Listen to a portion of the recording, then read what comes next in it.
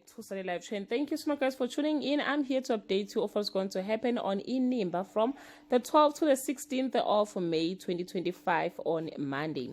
Zoleka uses her power to help Hlati professionally, and this leaves someone bitter. Mawethu gets awkward about how to deal with Qhawe's new revelation on Tuesday. The Mabandla family is tatters as Thumeka confronts Hlati about his Zoleka betrayal. There is trouble in paradise for Qhawe and Mawethu on Wednesday. Thumeka fears she's losing Hlati. Mawethu raises suspicions that Lwandle bugged the Capital Bank system, and Zoleka investigates on Thursday. Just as Zoleka and Hlati agree on when to come clean about a deep family secret, the unexpected happens when Qhawe learns of devastating news from an unexpected source.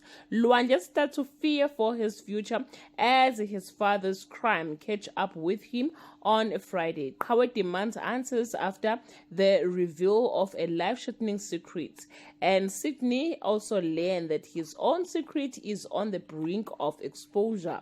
Well, guys, that's all I have for today. You can leave your comment below and share your opinion.